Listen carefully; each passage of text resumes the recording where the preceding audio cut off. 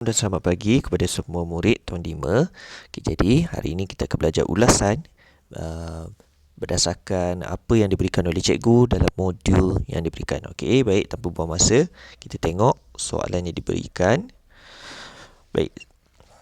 Okey, pertama sekali apa yang perlu kita lakukan ialah seperti yang cikgu bagi tahu ialah mesti kita baca dahulu tajuk. Okey, tajuk terlebih dahulu dan arahan yang diberikan. Okey, baik. Setiap orang haruslah merancang keuangan kerana banyak memberikan manfaat. Okey. Berdasarkan gambar-gambar di bawah, tulis ulasan tentang langkah-langkah merancang keuangan dalam bentuk perenggan.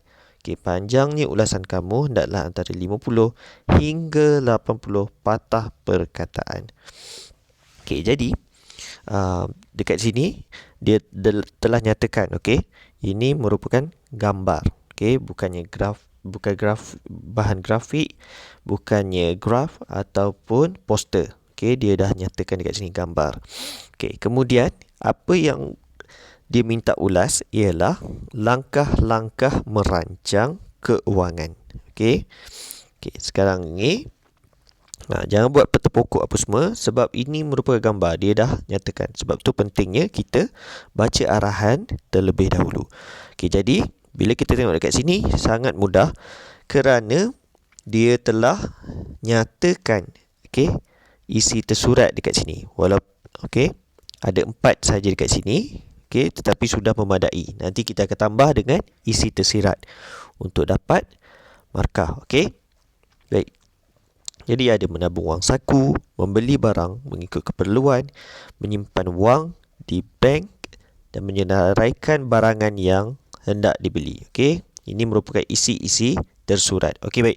Kita tengok dahulu jadual ulasan yang cikgu telah berikan. Okey, ini merupakan jadual ulasan. Okey, jadual ulasan. Okey, atas sekali mesti ada pendahuluan.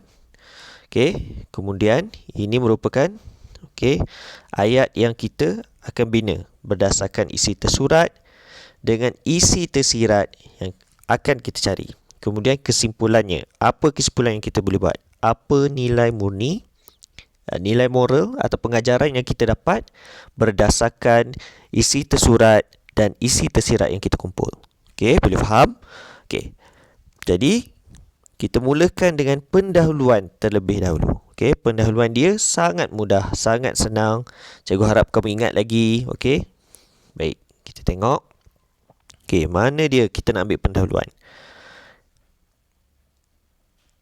Okey, ambil balik apa yang diberikan dalam arahan. Okey. Cumanya perbezaannya dekat sini kita ubah ayat dia. Okey, gambar-gambar dengan langkah-langkah merancang keuangan. Okey. Okey, beginilah, okey, kita punya penulisan untuk pendahuluan ulasan. Okey, gambar menunjukkan langkah-langkah merancang keuangan. Okey, gambar menunjukkan langkah-langkah merancang keuangan. Okey, ambil gambar-gambar pun boleh. Okey, tapi cikgu cuma tulis gambar sahaja. Okey, jadi kalau dia cakap tu dekat situ peta grafik, peta grafik. Kalau dia bagi tahu dekat situ peta pokok, maknanya kita kena tulis peta pokok. Okey, boleh faham?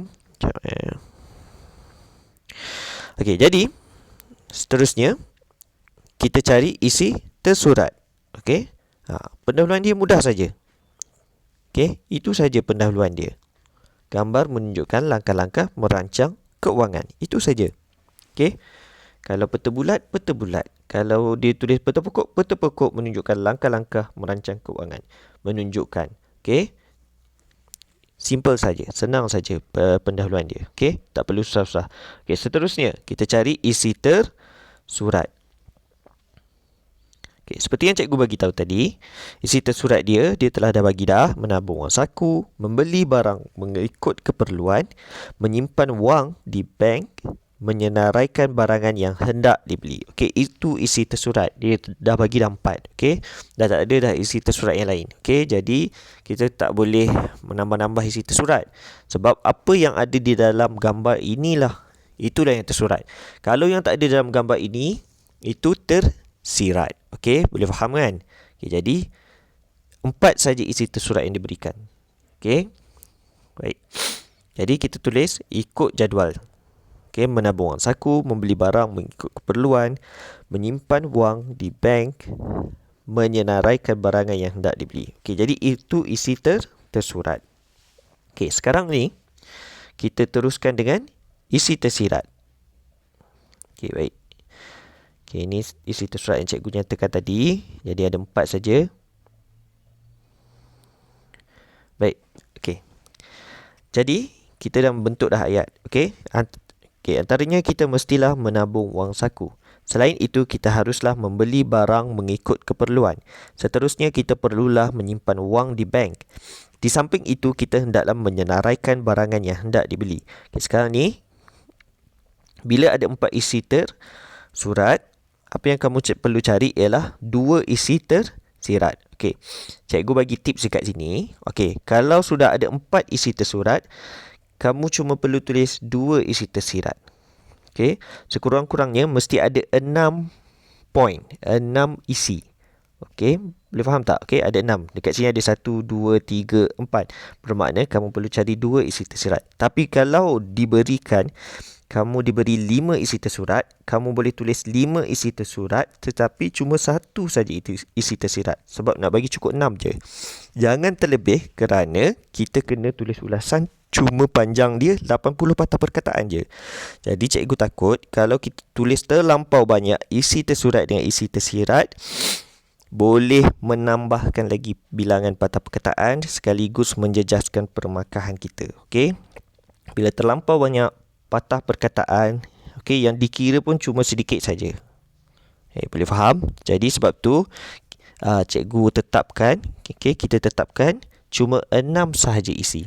Isi tersurat tambah isi tersirat sama dengan 6. Okey, kalau di sini ada 4, bermakna cuma perlu tulis isi tersirat 2 sahaja. Kalau isi tersurat kamu pilih 3 sahaja, boleh juga.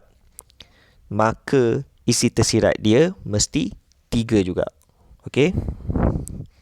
Okey. Itu saja. Kalau boleh isi tersurat lebih banyak daripada isi tersirat ataupun sama dengan. Jangan kurang. Okey, sebab nanti macam mana nak tulis isi tersirat dekat sini kan. Okey, sebab isi tersirat berpandukan kepada isi tersurat. Okey, baik. Okey, tapi dalam video ni cikgu tunjuk semua sekali isi tersirat. Cikgu tuliskan semua sekali. Cuma kamu pilih 2 sahaja isi tersirat. Okey, boleh faham?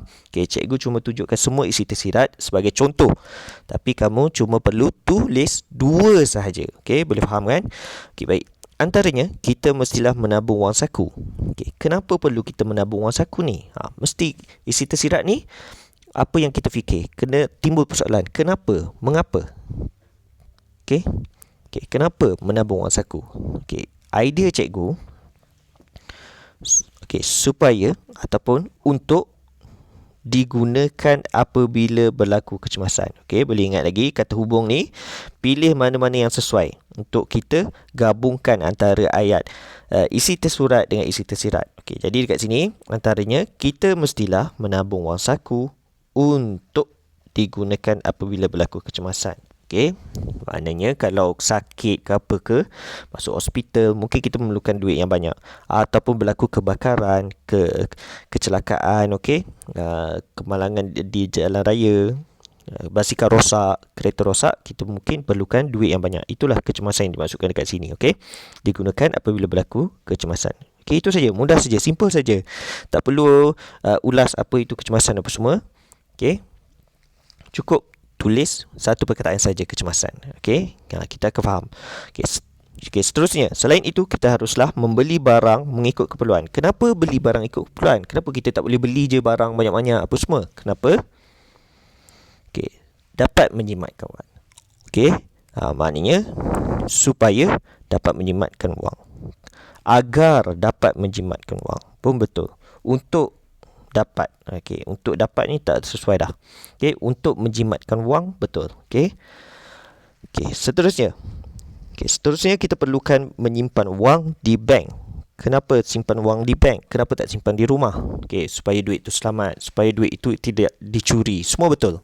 Okey, supaya duit itu lebih terjamin ataupun agar wang itu berada di tempat yang lebih selamat dan terjamin. Okey, semua betul. Tapi idea cikgu, okey, supaya duit simpanan lebih selamat. Itu sajalah.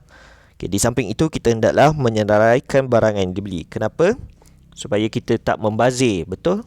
Supaya kita tidak membeli barangan yang tidak sepatutnya. Okey, supaya menjimatkan wang pun betul juga. Okey, sebab tu kita senaraikan barang supaya kita tidak terlebih beli. Okey, tapi idea cikgu dekat sini, okey, agar ataupun supaya tidak terbeli barangan yang tidak perlu. Okey, tidak membazir pun betul. Okey, isi tersirat ni tidak terikat. Kamu boleh guna idea kamu sendiri. Tak perlu ikut cikgu. Cikgu cuma bagi contoh saja. Okey, boleh guna idea kamu sendiri. Okey, jangan terikat dengan idea cikgu. Tetapi isi tersurat mesti wajib ada di dalam gambar yang diberikan. Jangan reka-reka sendiri. Kerana isi tersurat ni apa yang kita nampak, tetapi isi tersirat yang kita tak nampak, tetapi idea kita sendiri berdasarkan isi tersurat yang diberikan. Okey, boleh faham? Okey, ini tak boleh nak ubah. Ini kita boleh ubah suka-suka hati kita. Asalkan rasional dan munasabah berdasarkan isi tersurat. Okey, senang saja, mudah saja. Ingat, 2 sahaja isi tersirat. Memandangkan kita dah ada 4 isi tersurat. Okey, bila campur sekali mesti ada 6 poin. Okey, itu saja. Okay, jadi yang akhir sekali ni tak perlu tulis sebab tak ada dah isi tersurat dan isi tersirat yang kita tulis. Okey, boleh faham? Jadi kita abaikan petak ni. Abaikan petak yang tak akhir ni.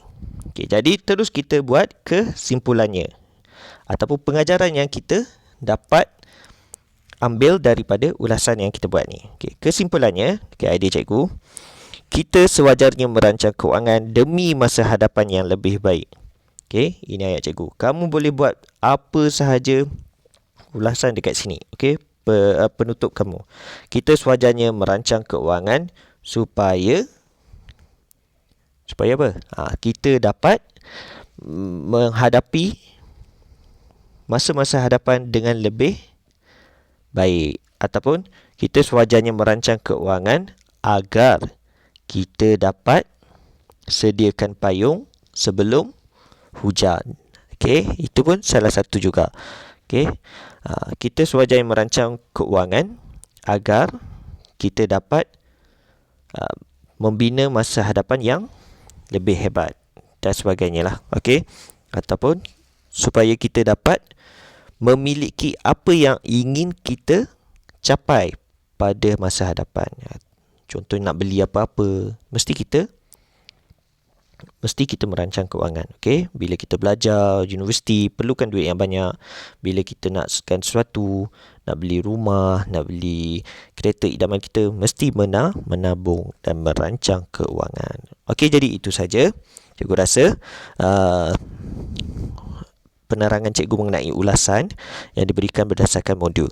Okey, jadi cikgu harap kamu isikan jadual ulasan ni, kemudian jangan lupa tulis ulasan tersebut.